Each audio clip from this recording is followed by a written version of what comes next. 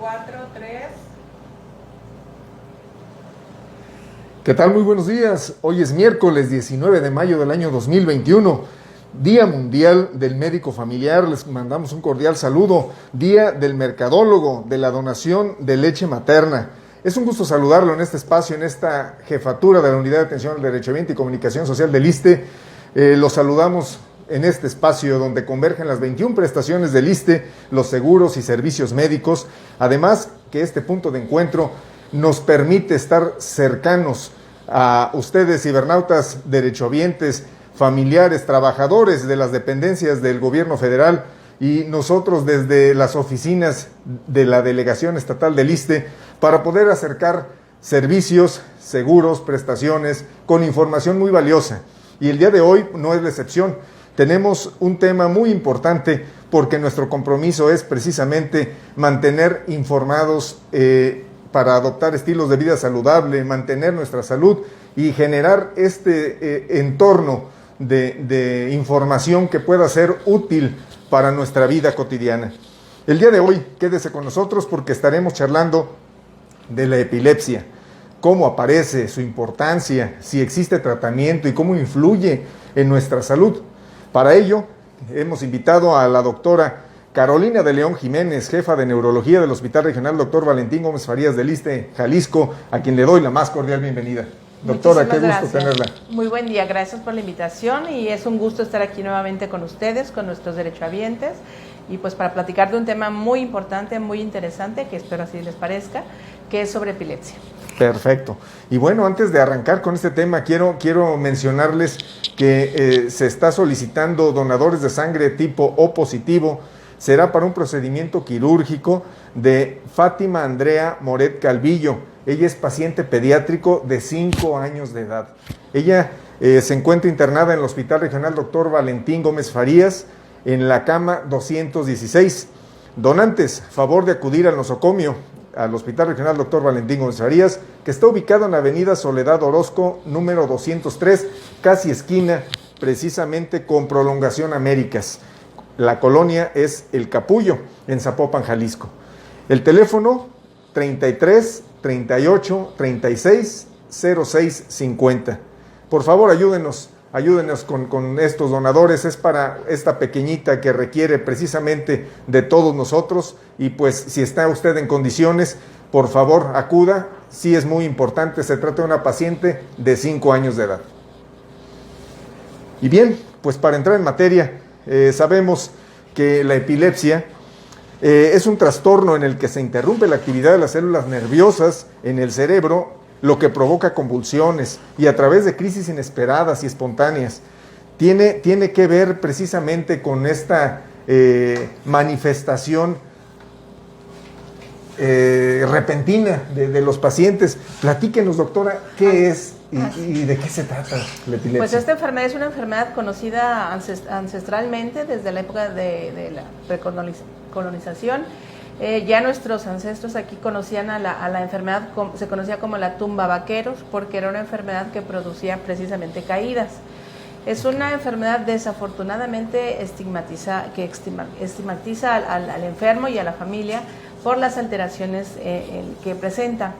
Esta enfermedad se da por múltiples causas y consiste básicamente en síntomas neurológicos transitorios, autolimitados, que son de diferente tipo de acuerdo al sitio donde en el cerebro se da la actividad eléctrica de manera irregular, desordenada y aumentada. Esa es la epilepsia. Esa es la epilepsia, en palabras muy claras por parte de la doctora. ¿Y cuántos tipos de epilepsia existen, doctora? La clasificación de epilepsia contempla muchos, más de 30 tipos de epilepsia, pero bueno, según las causas. La clasificación en general es de pocas, son unas que son de tipo parcial, otras que son de generalizadas y otras que se combinan entre la parcial y la generalizada. ¿A qué se refiere esto? Bueno, la parcial es cuando hay alteraciones únicamente en un sitio del cerebro, una actividad eléctrica desorganizada en un lóbulo, generalmente es el lóbulo temporal, y generalizada se define así cuando la actividad es de todo el cerebro, es una actividad de los 2 hemisferios por lo menos, que generalmente causa que la persona pierda la conciencia, se desmaye y normalmente tienen esos movimientos involuntarios de toda la musculatura. Y en estas manifestaciones que va teniendo el cerebro, ¿cómo las percibimos o cómo se llevan a cabo precisamente todo este tipo de desajuste o de incremento? Es un incremento de la actividad neuronal. Nuestro cerebro funciona a través de conducción eléctrica. Una neurona se comunica con otra mediante un impulso eléctrico y estos impulsos eléctricos son ordenados. Dependiendo de las actividades que realizamos, se dan los circuitos neuronales que se activan.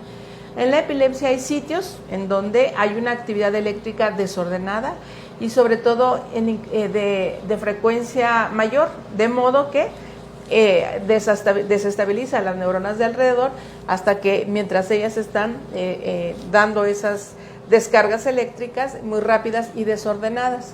Y por eso se dan las manifestaciones. Las más comunes son difíciles, las más conocidas no son las más comunes. Las más conocidas son cuando las personas caen y se retuercen, normalmente pierden el estado de alerta, normalmente caen al piso, se pueden morder o no la lengua, les sale saliva por la boca, se estremecen, estiran los brazos y piernas y normalmente hay un pequeño estremecimiento. En algunas ocasiones puede haber emisión de orina y se muerden la lengua. Este episodio no debe de durar más de 5 a 10 minutos. Son episodios autolimitados, pero son episodios muy angustiantes. Son las personas las que presencian estas crisis piensan que se van a morir los pacientes, porque en esas alteraciones también hay cambios en la respiración. De pronto el paciente puede tener como un suspiro o un ronquido muy intenso y luego una pausa respiratoria. Pareciera que no está respirando y se pone morado de los labios y si esto dura mucho tiempo también morada de las manos. De modo que las personas piensan que se está muriendo porque se quedan como en ese movimiento brusco, después se quedan así como sueltas, como muertas. Entonces son episodios muy angustiantes para los familiares. El paciente normalmente no se da cuenta de nada más de pronto sabe que ya despierta cuando está tirado en el piso o en algún lugar. Ya, si está solo, pues ya sabe que algo le pasó porque está lastimada su lengua o porque se ha orinado o porque está pues tirado en el piso. Y si está acompañado, normalmente hay un montón de gente alrededor de él viendo qué pasó. Viendo que se mordió, que se estiró, que se retorció y entonces ya sorprendido despierta dándose cuenta que algo ocurrió de lo que él no se percató, pero pues que cambió en ese momento totalmente su condición.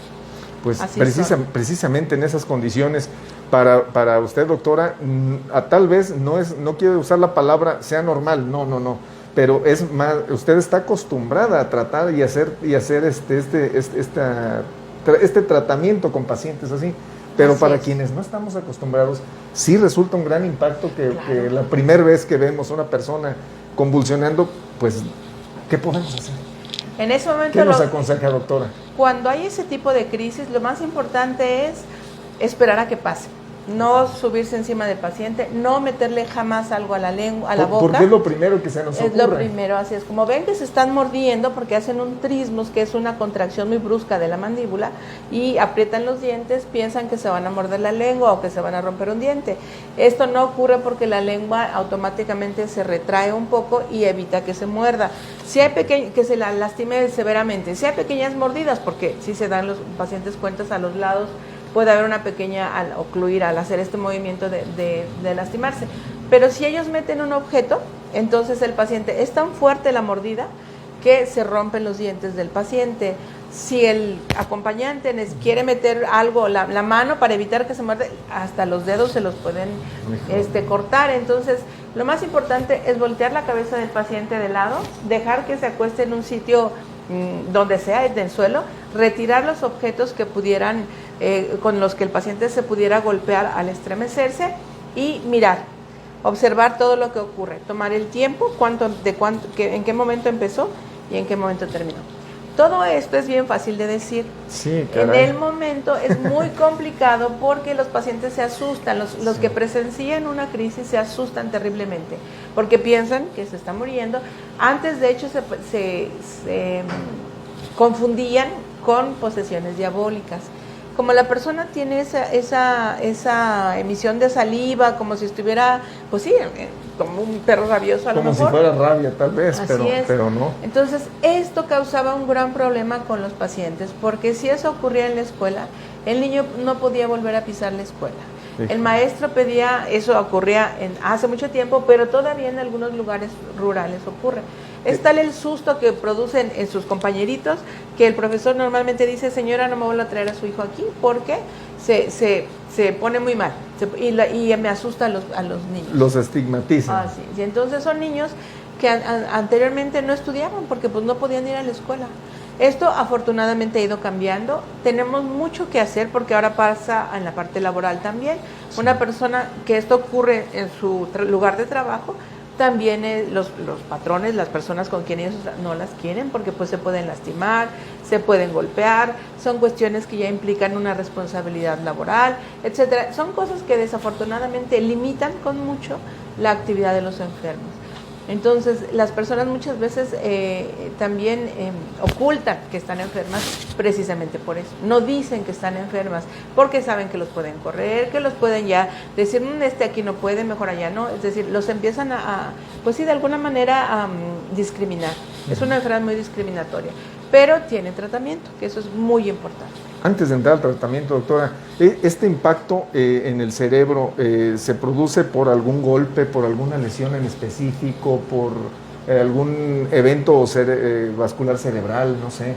¿Tiene que ver? Claro, en la mayoría de los casos no hay ninguna alteración estructural. De 80 de 100 pacientes, todos los estudios salen sanos, salen bien. Una resonancia normal, una tomografía normal, exámenes de sangre normales. El electro en la mitad de los pacientes sale normal, el electroencefalograma, la mitad puede salir anormal, con lo cual no hay ninguna prueba, eso es bien importante, es un mensaje que espero sí quede muy claro, no hay una prueba que yo me diga, si tú te tomas esta prueba o te haces este estudio, va a salir si eres epiléptico o no. Cuando una persona es diabética, con que le tomen el azúcar en ayuno y ya vean en qué rangos están, saben si es diabética o no. Y esta enfermedad no. Esta enfermedad depende de lo que el paciente o los familiares, los que presencian el evento, cuenten al doctor. Toda la descripción que hagan, mire, primero se puso así, los ojos se le fueron para arriba, se quedó como mirando al infinito, porque ahorita veremos el otro tipo de crisis que es menos conocido, pero el más común. Entonces, cuando los familiares describen todos los eventos que ocurren, todos, eso le ayuda al médico a saber si es una crisis o no. Y la duración de la epilepsia es breve, no dura horas, máximo dura 15 minutos, lo habitual es que dure de 1 a 3 minutos, lo que ocurra dure 1 o 3 minutos, y la otra característica que es muy importante es que aparece de pronto y se acaba de pronto. El paciente está haciendo lo que esté haciendo y de pronto algo ocurre, en este caso de pronto se cae y tiembla, y de pronto deja de temblar y se empieza a despertar todo sorprendido. El otro tipo de crisis que podemos pasar a ese otro tipo, que son las parciales. En las parciales hay unas donde se altera el estado de alerta y en otras no. En uno que se altera el estado de alerta se conocía anteriormente como desconexiones. El paciente o la paciente de pronto se quedan como distraídos. Fijan la mirada al infinito como si estuvieran ensoñando, pues así como muy distraídos, y en algunas ocasiones mastican un poquito con la boca como si estuvieran así, hasta ruido pueden hacer, como si estuvieran masticando un chicle. En algunas ocasiones se frotan las manos, en algunas ocasiones como que buscan así algo y con los ojos también andan buscando algo, y ya, eso es todo. Y eso dura segundos. Entonces, en ocasiones se confunden y como esto ocurre generalmente en la infancia, piensan que son niños hiperactivos, al revés, groseros, inatentos. ¿Por qué? Porque el profesor o la maestra les dice, a ver, fulanito, tal cosa, y fulanito está así. Fulanito y fulanito así. Entonces, el profesores también se molestan, pues porque son niños que no atienden, que no contestan, que están muy distraídos. Exactamente, muy distraídos. Se puede confundir con distracción. Así es. Y los pobres pacientes, bueno, no le cuento muchas cosas. Y bueno, este es uno de los otros tipos muy comunes que se llaman alteraciones parciales con alteraciones de la conciencia, y que los síntomas también dependen del sitio del cerebro afectado. Sí. El cerebro tiene 5 lóbulos, 5 zonas, así como 5 municipios. Y en estos 5 municipios hay diferentes actividades. Es como si tuvieran el lóbulo frontal tiene el giro del pensamiento, En el lóbulo frontal, con ese lóbulo nos permite pensar, elaborar nuestro análisis de pensamiento, solucionar problemas. El lóbulo parietal es el que nos permite la sensibilidad, el sentir las cosas. En el lóbulo frontal también está la parte del movimiento. En el lóbulo occipital, que es el más posterior, está la actividad de la vista, de ver. En el lóbulo temporal, que es el otro, está la memoria y la audición. Entonces, dependiendo de cuál lóbulo esté dañado, se dan los síntomas. Si se afecta el lóbulo temporal, que es el más común, se presenta como esa descripción que acabo de hacer. Hay una desconexión del medio, lo que llamamos automatismos, esos pequeños movimientos sin un propósito específico, y duran unos segundos. En algunas ocasiones los pacientes pueden tener únicamente sensaciones como de angustia, como de temor, como de miedo, sin saber a qué.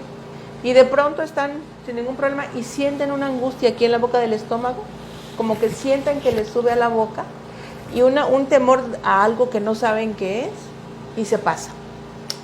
Entonces, ese tipo de crisis, que son del lóbulo temporal, se confunden con alteraciones de ansiedad. Entonces, muchos pacientes son enviados al psiquiatra o al psicólogo porque están nerviosos, porque están angustiados. Y sí, en efecto, los síntomas son de angustia y ansiedad, pero la clave del diagnóstico es lo breve de la duración y que no hay ningún motivo. El paciente no está sometido a estrés, pero de pronto aparece eso. Sin embargo, la epilepsia se puede desencadenar cuando no está bien tratada o cuando las dosis son bajitas. Los estados emotivos de estrés o de angustia pueden precipitar las crisis. Entonces, el límite, como llamamos el límite entre una enfermedad neurológica y psiquiátrica, a veces es muy difícil de encontrar. Y desafortunadamente también los pacientes son estigmatizados con que son nerviosos, con que están medio loquitos, porque tienen este tipo de manifestaciones. Por eso la clave del diagnóstico es la descripción de todos los síntomas para que el médico sepa si esto puede ser parte de una epilepsia y luego ya hacer los estudios que ayudan a descartar las causas. Esta parte inició con las causas. En el 80% no son alteraciones estructurales, pero en 20 sí, un 20% más o menos, tienen una causa específica. En nuestro país y en los países en vías de desarrollo, lo más común es la neurocisticercosis, que es una parasitosis que causa, cuando el parásito se va al cerebro, produce pequeñas zonas de inflamación que terminan calcificándose y produciendo un granuloma calcificado. Cuando el bichito está vivo en el cerebro, puede causar la epilepsia. Y cuando ya se calcificó, si se calcificó en estas áreas muy cerca de la corteza cerebral o de las áreas del lóbulo temporal que son muy sensibles, se presentan también las crisis epilépticas. Y de ahí, de acuerdo a la edad, es la causa de la enfermedad. Por ejemplo, después de la neurocisticercosis, que puede ser la causa en cualquier edad, vienen, por ejemplo, en los jóvenes, los traumatismos craneoencefálicos, los accidentes de auto pueden producir, con los golpes cuando son muy severos, epilepsia. Después vienen los eventos vasculares cerebrales, las embolias, los derrames, los sangrados del cerebro o los infartos cerebrales pueden producir también epilepsia y manifestarse inicialmente como un cuadro de epilepsia. Después vienen los tumores en las personas mayores, los tumores cerebrales pueden producir también la epilepsia. Y otras enfermedades, estas son como las alteraciones estructurales del cerebro, un daño en el cerebro. Y hay otros casos, por ejemplo, lo que llamamos las causas metabólicas, cuando el paciente tiene una intoxicación por alcohol, cuando tiene un problema hepático y de pronto tiene una hepatitis o se elevan las enzimas hepáticas, puede producir también un cuadro de epilepsia.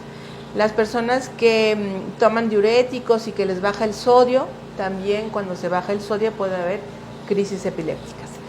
De modo que de acuerdo a la edad, cuando se inicie la epilepsia, nosotros hacemos esa averiguación como detectives para ver cuál es la posible causa y si hay una posible causa en estos porcentajes, pues ya se trata. Si es un tumor, pues ya se ve que se trate. Si es un infarto, una hemorragia, pues también ahí nada más se espera que se desinflame el cerebro y ya se da tratamiento. Bueno, se les da desde el principio, pero ya se queda con un tratamiento general. Si es cisticercosis, pues tratar la infección para tratar de que no quede la cicatriz. Y cuando son alteraciones metabólicas, pues se corrigen las cuestiones metabólicas y se controla mejor la epilepsia. Doctora Carolina León Jiménez, pues ahora sí que nos amplía el panorama de acuerdo a la experiencia que usted ha tenido ya como parte del área y ahora es jefa de neurología del Hospital Regional Dr. Valentín Gómez Farías.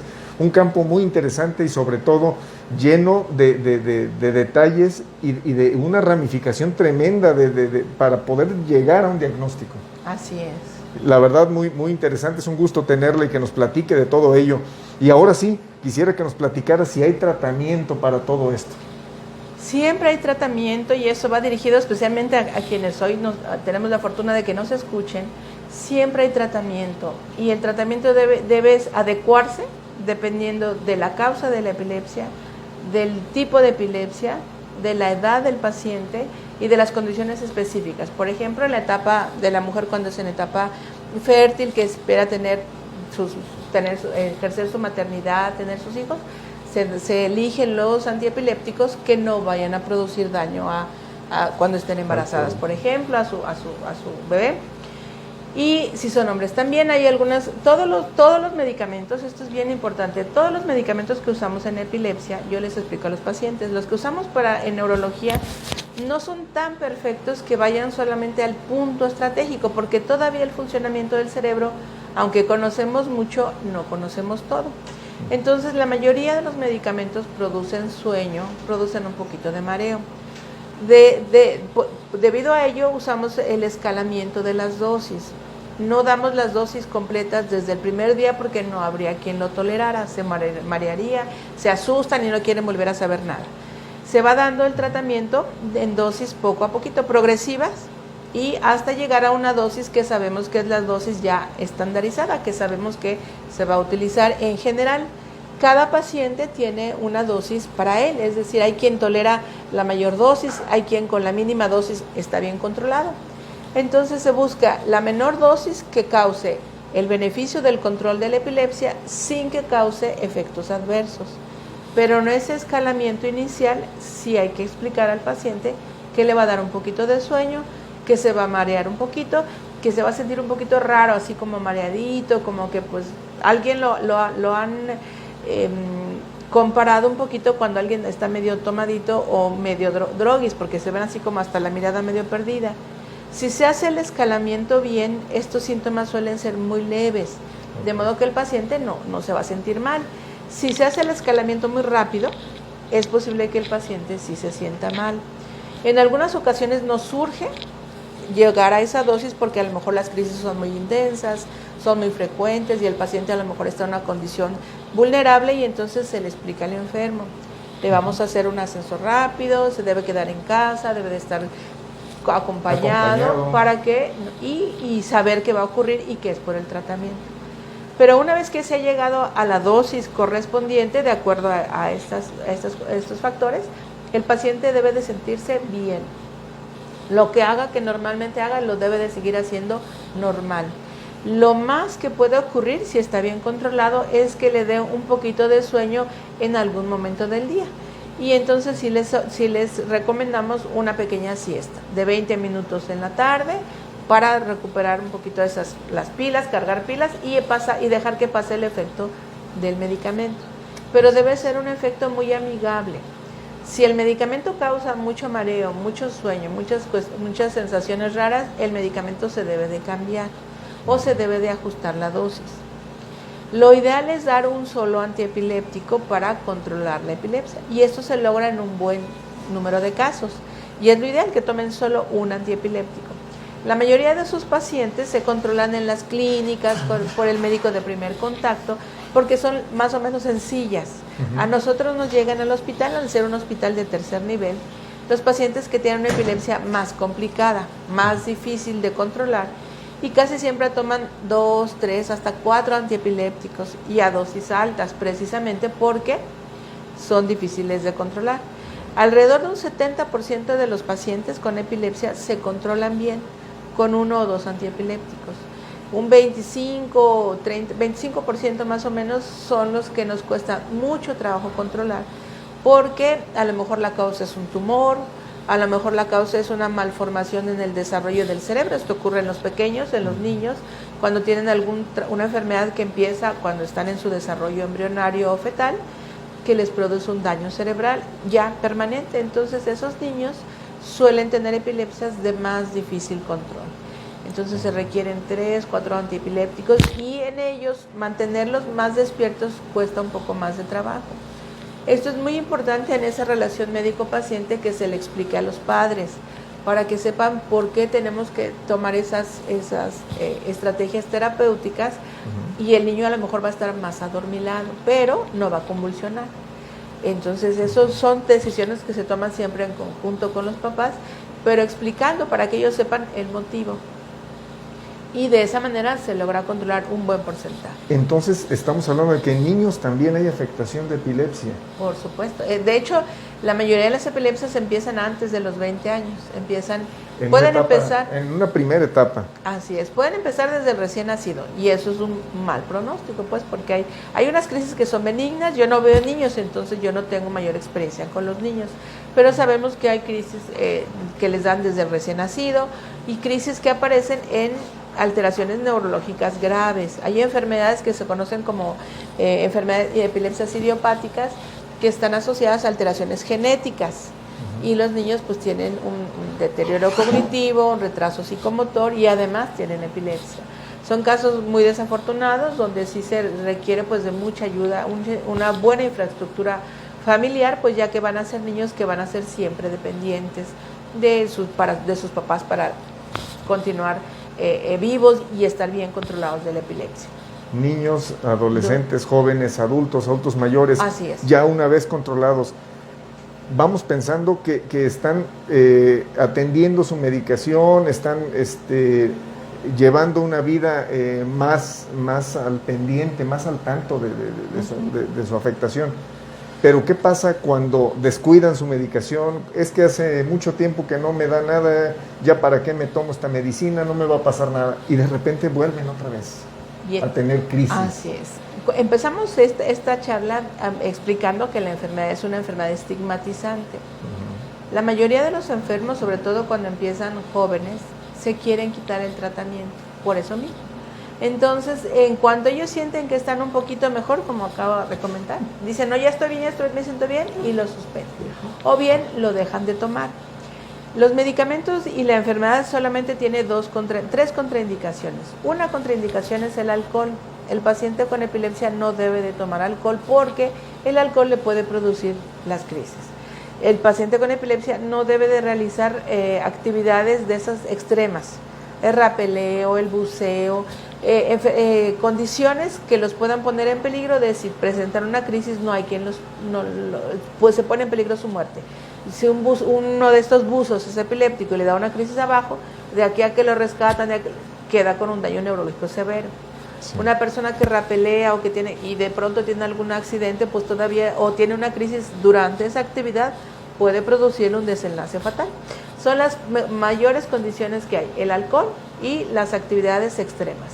De ahí, lo demás debe ser una vida normal. El epiléptico puede hacer lo que quiera, tener la actividad profesional que quiera, realizar las actividades de esparcimiento que quiera, casarse o no casarse, trabajar aquí o trabajar allá.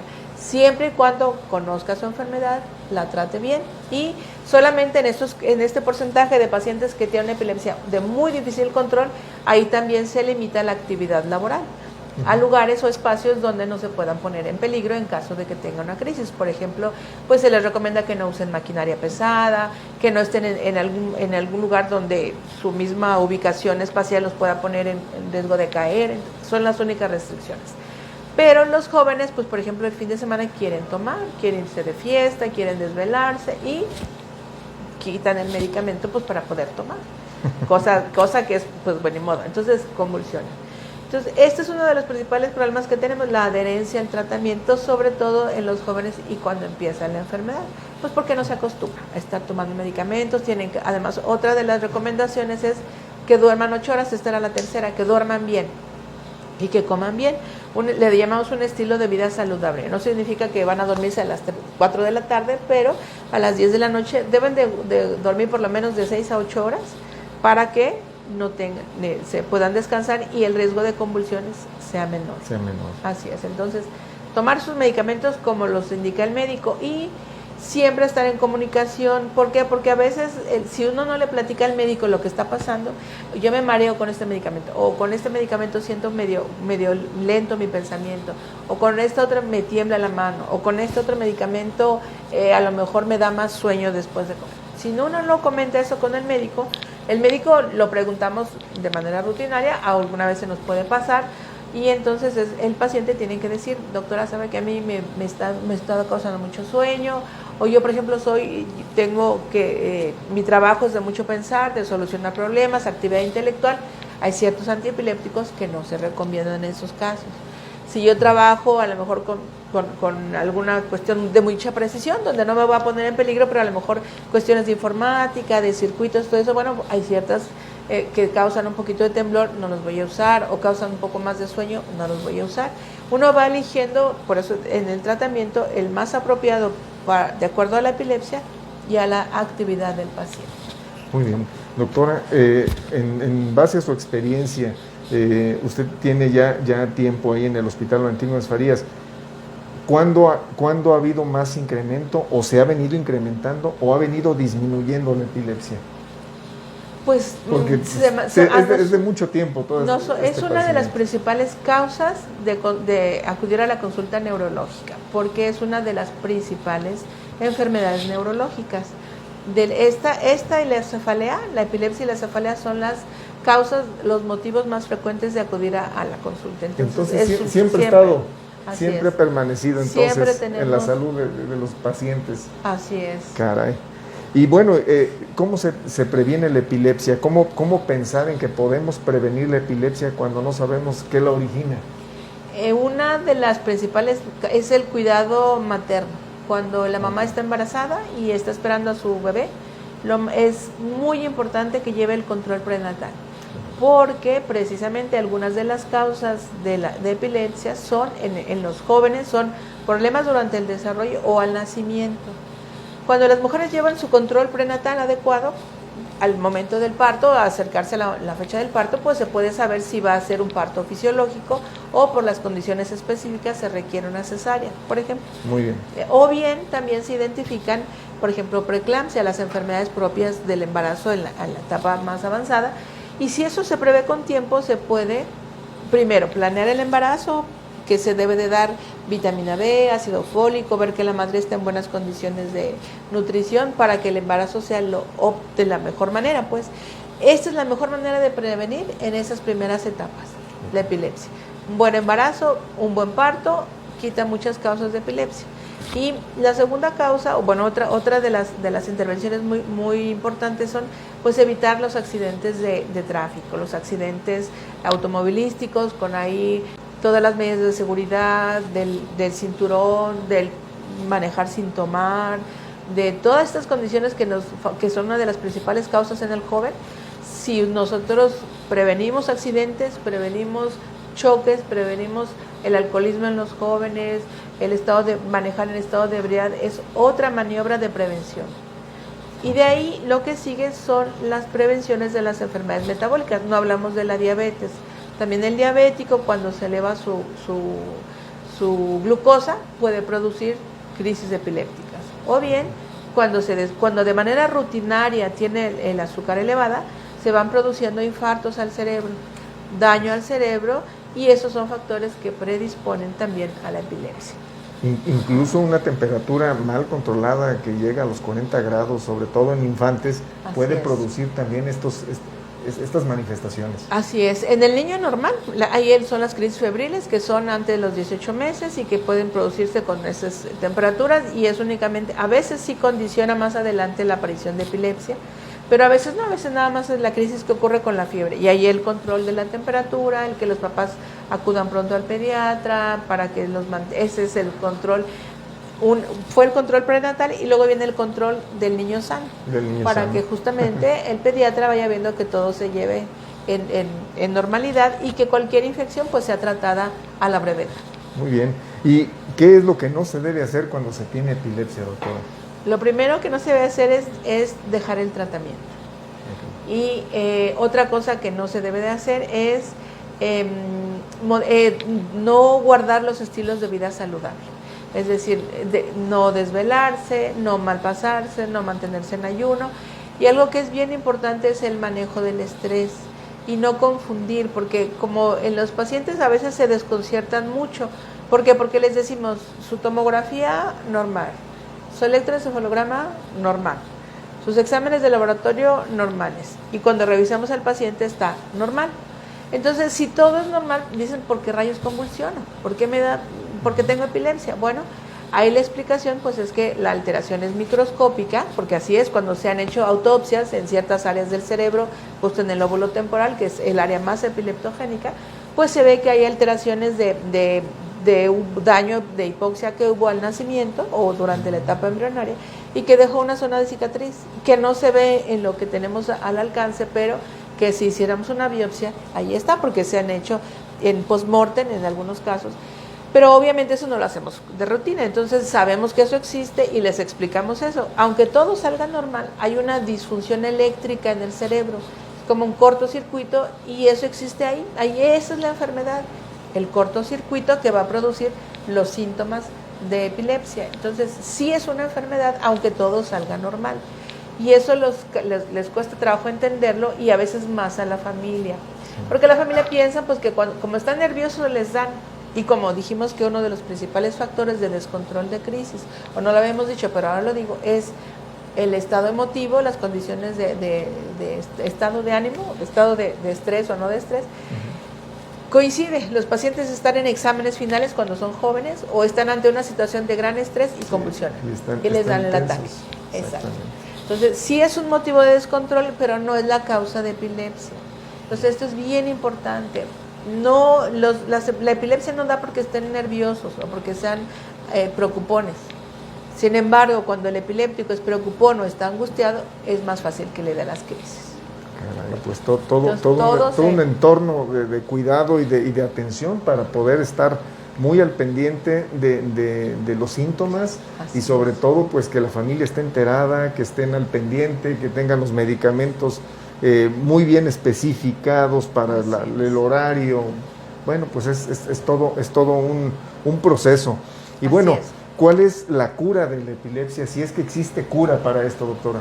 Mire, la epilepsia es como un volado. La mitad, el 50% se cura y la mitad no. Y de la mitad que se cura, bueno, afortunadamente después de 2-3 años es muy variable el tiempo de evolución, de acuerdo a la edad de inicio, al tipo de crisis y a las condiciones de todos los estudios. Hay personas que a los 2 años que no tienen ni una sola crisis, se le puede ir disminuyendo el tratamiento, se le quita y nunca más vuelve a convulsionar.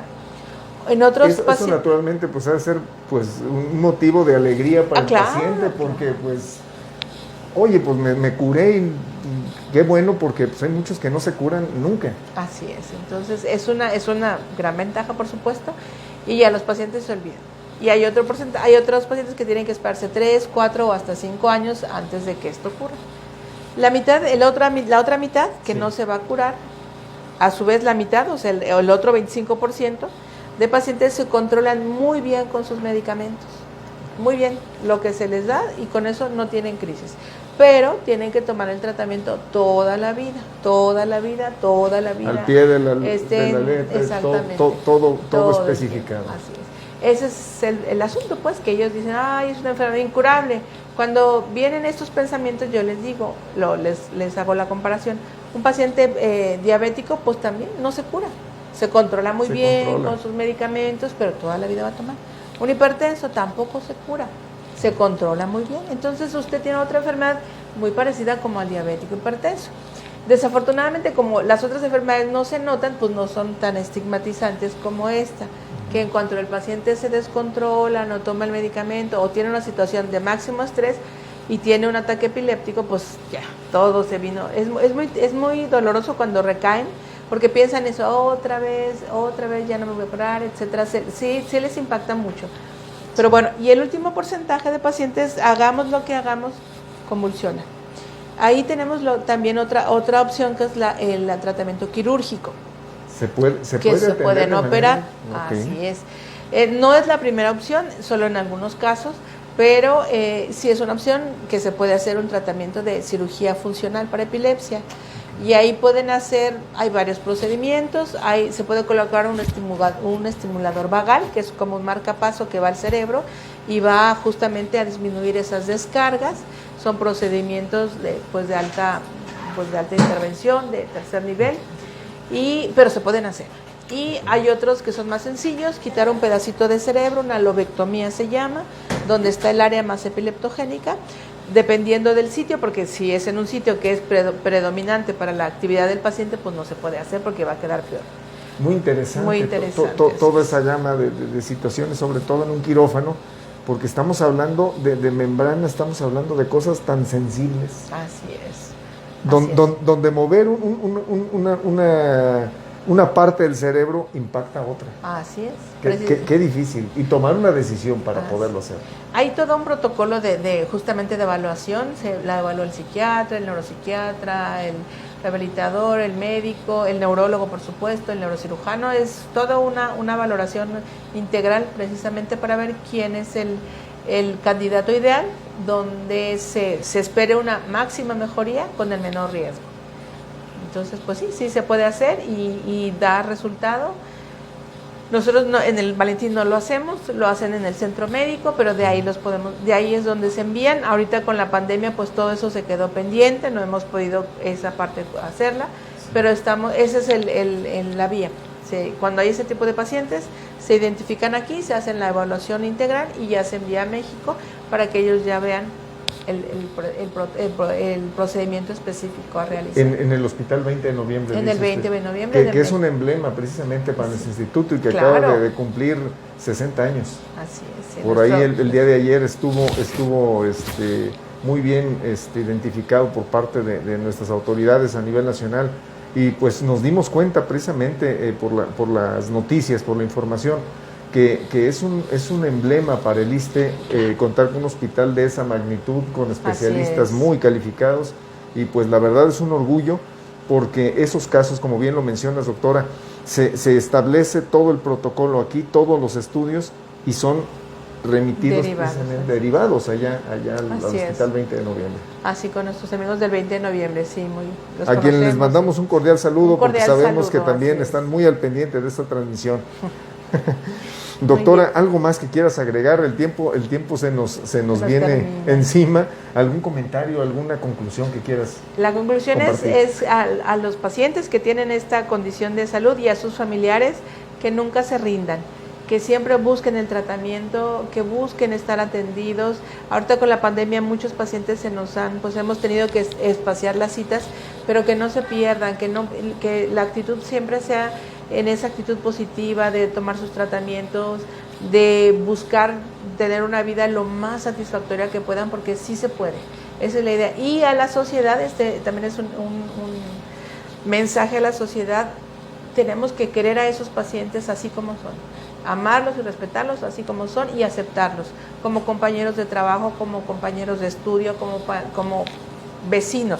A veces esa parte es muy difícil de entender, pues porque son pacientes que se enferman y que requieren tratamientos, etcétera, etcétera, y a veces sí tienen se deprimen un poco más, tienen otras comorbilidades, es decir, sí, pues hay que cuidarlos, pero no los estigmaticen. Es una enfermedad más, no tiene nada que ver con castigos, es otro, rápido lo digo, la enfermedad siempre se catalogó como un castigo de alguien. Entonces cuando un niño tiene epilepsia, luego la mamá, a ver qué hizo la mamá o qué hizo el papá o en qué se portaron mal, como si fuera un castigo divino.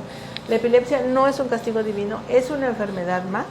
Desafortunadamente es una enfermedad que se nota mucho cuando se descontrolan y vienen los ataques, pero no podemos, por favor, estigmatizar a esos pacientes. Se les deben dar las oportunidades de estudio y de trabajo como cualquier otro. se le debe exigir igual, y además a veces son los más responsables porque saben de su condición y tratan de esforzarse. Ese es el mensaje.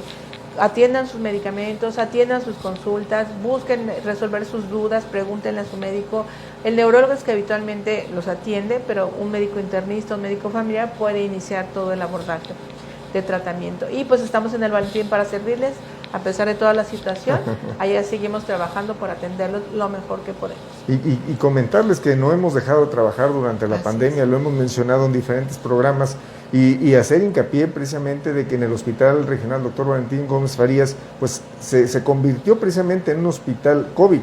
Y bueno, pues aunque se siguen atendiendo especialidades, todas las especialidades, pues estamos también muy al pendiente de todos los grupos de edad, de todas las áreas donde se requiere el tercer nivel de atención. Es el hospital que atiende al occidente del país por parte de los trabajadores federales. Estamos hablando de más de 2,000 expedientes en todo lo que es Colima, ayúdeme doctora, Aguascalientes, Nayarit, Zacatecas, Michoacán, San Luis Potosí, Durango. Sí, también. Durango creo que no. Pero Durango no. Bueno. Y lo último. Sí, yo doctora, no quiero adelante. dejar de hacer un llamado a nuestras autoridades. Desafortunadamente, por esta condición también hemos visto mucho problema con los medicamentos y a veces es difícil que los obtengan en sus clínicas. Es un llamado para que vean la gran importancia de que cada clínica, cada sitio donde están los pacientes tengan con regularidad su tratamiento. A veces llegar a las últimas localidades es complicado, pero sí es un llamado, es una enfermedad bien importante, que si ellos dejan de tomar los medicamentos, se descontrolan, tienen crisis y van a dar a urgencias. Esa es una llamada para tener esa visión de tener siempre los pacientes con su tratamiento que se haya indicado, y que también los farmacéuticos no digan es que son muchos medicamentos. Pues sí, ya acabo de explicar, a veces se toman 3, 4, 5, entonces no importa si son 3, 4, 5, si está indicado es porque el paciente así lo requiere. Así lo requiere. Entonces todos cooperemos para que ellos tengan una mejor evolución. Doctora, un gusto tenerte nuevamente aquí. Doctora Carolina León Jiménez, jefa de neurología del Hospital Regional Dr. Valentín Gómez Farías. Muchas gracias por compartir esta mañana estos conocimientos para todos nuestros derechohabientes y cibernautas. Muchas gracias. Y te esperamos en una próxima ocasión. Gracias. Gracias, doctora. Y bien, nosotros vamos a continuar precisamente porque este espacio tiene que ver con las 21 prestaciones del ISSSTE, tiene que ver con los servicios médicos y seguros que también se realizan en cada una de las áreas de nuestra delegación estatal. El día de hoy tenemos también como invitado al doctor Jesús Valdés Garza, médico de Medicina del Trabajo del ISSSTE Jalisco. Usted dirá, bueno, ¿y qué tiene que ver la medicina del trabajo dentro de las prestaciones? Pues déjeme decirle que es un área muy importante donde se revisan precisamente asuntos que tienen que ver con las cuestiones laborales, el individuo y su entorno de trabajo y las condiciones de higiene, previsión y todo lo que en ello implica. Pues todos estos asuntos se revisan a través de Medicina del Trabajo. Es ahora el doctor Jesús Valdés Garza, a quien le damos la más cordial bienvenida, quien nos viene a platicar un poco sobre qué puede hacer usted, que es familiar de una persona que ha fallecido por COVID-19. Es una situación en la que la pandemia pues sigue vigente y pues tenemos también que informarle a todos ustedes qué es lo que se puede hacer para obtener algún beneficio económico que se otorga precisamente por esta condición de haber contado o haber tenido un familiar cercano que fallece por el COVID-19. Doctor Jesús Valdés Garza, muchas gracias por acompañarnos. Las órdenes, buenos días. ¿Qué nos puedes mencionar precisamente de este apoyo? ¿Cómo se realiza este apoyo? Normalmente lo que nosotros vemos en el área de medicina del trabajo y que está relacionado con COVID es precisamente la valoración de los trabajadores que pudieron haber tenido contacto laboralmente con este virus. Entonces, aquí lo que se hace es una valoración de esos trabajadores expuestos laboralmente al virus. Muy bien. Normalmente los pasos son los siguientes. En ellos se recaban una serie de formatos. El primer formato que se recaba es el formato RT01, que es el que llena la dependencia Ok. con los datos generales del trabajador que tuvo esa enfermedad y que en un momento dado no necesariamente tiene que llegar a fallecer, Ok. sino simplemente la enfermedad pudiera ser considerada como un riesgo de trabajo. Muy bien. Entonces, para valorar que esto sea realmente de trabajo, se tiene que recabar los documentos. El formato RT01, que es el que la dependencia llena en su parte frontal, con los datos generales del trabajador, antigüedad del puesto de trabajo, ubicación de la dependencia, etcétera. Pero lo más importante es que ese documento mencione las características de la exposición, es decir, se mencione en qué área está laborando, cuánto tiempo tiene laborando, si maneja o está en contacto íntimo con pacientes portadores o posiblemente portadores, porque muchas veces no podemos estar en contacto con un paciente y no tener la certeza de que sea portador, a veces ni lo sabemos. Entonces, las actividades que él desempeña, cada cuándo, su horario de trabajo, e incluso mencionar si hubo por ahí algún brote en su sitio donde normalmente labora. Entonces, este documento debe traer todas estas características para que pueda ser valorado. Después de esto, el siguiente documento que se requiere es el formato RT02. Este documento RT02 es el que se elabora cuando la persona enferma o posiblemente enferma acude a los servicios de urgencias del ISSSTE para ser valorados inicialmente. En el caso de los trabajadores que pudieran ser portadores de COVID, no necesariamente tendría que ir en forma inmediata para recabar este documento médico legal. Lo más importante es su atención médica y su aislamiento si se considera que es positivo. Este documento lo podrá tramitar posteriormente a que el trabajador ya se haya recuperado o que ya no sea infectocontagioso, o sea, que ya no pueda transmitir la enfermedad.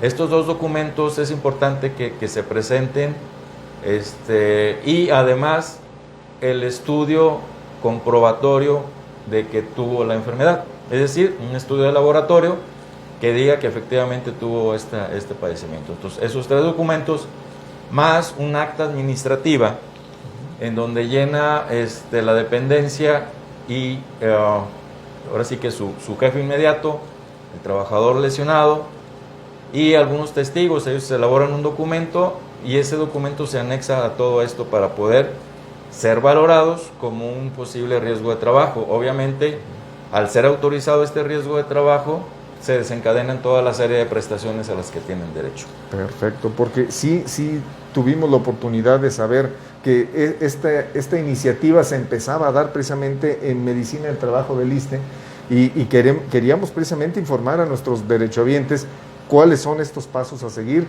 porque es importante que lo sepan, es importante que teniendo toda esa documentación, pues se abre todo un proceso para revisión y para alguna dictaminación. Es correcto, así es. Entonces, todos estos documentos, como el paciente debe estar en resguardo, no necesariamente el trámite lo tiene que hacer en ese momento, o sea, nos esperamos a que ya haya pasado el periodo de que pueda transmitir la enfermedad. O sea, no hay un periodo de vencimiento de que si en 5 días no acude, se desecha el trámite. O sea, hay espera a que esto ya se haya resuelto, y generalmente es la dependencia, llámese Secretaría de Salud, llámese ISSSTE o llámese alguna otra. Ellos son los que envían los documentos a través de correo electrónico.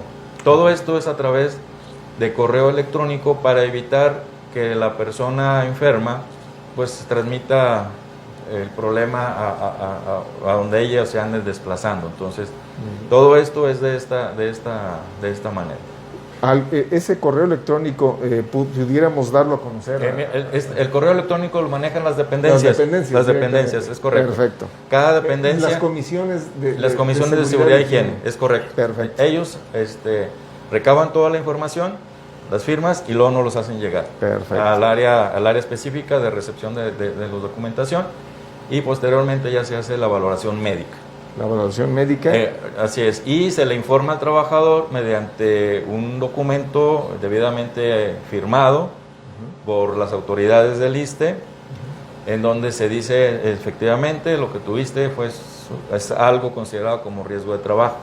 Que además, perdón, doctor, Sí. déjeme comentarles que esto se revisa de manera, a manera de comisión, y es una comisión mixta donde son muchos los que intervienen precisamente para hacer un análisis muy amplio. Es correcto. Y muy puntual. Así es. Y bueno, lo que sucede en la mayoría de los casos valorados, pues es una enfermedad que se resuelve en 14 días, 21 días, en los casos un poquito más. Pero bueno, desafortunadamente también hay casos que se complican y llegan a una defunción. Y también se califica y se hace otro documento que le va a dar la prestación a los beneficiarios, las prestaciones económicas y en especie que le van a corresponder. Perfecto. Y todo esto queda precisamente en esta comisión mixta de trabajo donde se realiza esta sesión y se empiezan a dar seguimiento. No nada más es la revisión en el tema, sino que es un seguimiento hasta que no se llega a una conclusión. Así es, o sea, se tiene que dar un dictamen final. Un dictamen final en donde se determina que sí es o no es consecuencia de la exposición al trabajo. Perfecto. ¿Algo más que quiera agregar, doctor Jesús Valdés Garza? Pues es importante que todo trabajador que considere que por su actividad pudiera tener este tipo de enfermedad, pues la haga del conocimiento inmediato a sus jefes con la finalidad de evitar la diseminación de esta enfermedad. Es decir, si se considera que la pudiera tener, lo primerito es aislarse. Obviamente si está con mucha sintomatología, pues deberá requerir atención médica hospitalaria. En la mayoría de las veces, afortunadamente, no. Entonces es importante que la haga de conocimiento inmediato de sus autoridades para hacer lo que procede. Perfecto. Es el doctor Jesús Valdés Garza, médico de medicina del trabajo del ISSSTE en Jalisco. Muchas gracias por compartir este conocimiento y estas medidas con las que también se cuenta como trabajador al servicio del Estado, como trabajador de las dependencias federales que ampara el ISSSTE. Es correcto, y obviamente esta es una prestación que el ISSSTE las tiene para ellos, y ellos tendrán que hacer uso de la misma. Perfecto. Muchísimas gracias, doctor Jesús Valdés Garza, y a todos ustedes recordarles que ante esta contingencia pues no debemos bajar la guardia. Todavía estamos en esta situación del COVID-19, no ha terminado la enfermedad, y que pues recordar que si usted se cuida, pues nos cuidamos todos, no hay que bajar la guardia, seguimos manteniendo sana distancia, seguimos usando el gel en las manos, seguimos portando nuestro cubrebocas y pues naturalmente tomando todas las medidas de precaución para que esto pues en algún momento dado, ahora ya también con la vacuna, pues tenga una disminución muy importante que nos lleve en algún momento dado ya a terminar con esta situación de COVID-19. Pero en tanto no ocurra eso, vamos a continuar con nuestros cuidados y vámonos a cuidar unos para que también nuestro entorno y nuestras familias pues tengan la certeza de que estamos tomando las medidas necesarias. Agradezco las facilidades para el desarrollo de este programa a la titular de este espacio, licenciada María de la Luz García Galván, jefa de la Unidad de Atención, Derecho Ambiente y Comunicación Social, quien nos encarga precisamente recordar a todos ustedes que se solicitan donadores de sangre tipo O positivo. Será para un procedimiento quirúrgico de Fátima Andrea Moret Calvillo, paciente pediátrico de 5 años de edad. Ella se encuentra internada en el Hospital Regional Dr. Valentín Gómez Farías del ISSSTE en la cama número 216. Donantes, favor de acudir al nosocomio, al Hospital Regional Dr. Valentín Gómez Farías, que está ubicado en Avenida Soledad Orozco, número 203, esquina Prolongación Américas. La colonia es El Capullo, en Zapopan, Jalisco. Teléfono 33 38 36 06 50. Se trata de una paciente de 5 años de edad que requiere precisamente el apoyo de quienes estén en condiciones de donar sangre tipo O positivo. Ahí está el llamado, y agradecer a ustedes la atención que puedan brindar también a esta pequeñita. Quiero agradecer también a la licenciada Margarita Torres Vargas, que se encuentra siempre en la producción de este espacio, en la elaboración de temas, en la gestión precisamente para poder llevar a cabo este espacio Ya Supiste. Los esperamos el próximo miércoles con otro tema interesante. Como siempre, agradecer a usted sus comentarios, que son muy valiosos, y sobre todo el que permanezcamos conectados y al pendiente de la información que el ISSSTE tiene para todos ustedes. Un servidor amigo, Salomón González, agradece el favor de su atención y los espera en la próxima. ¿Y tú? ¿Ya supiste?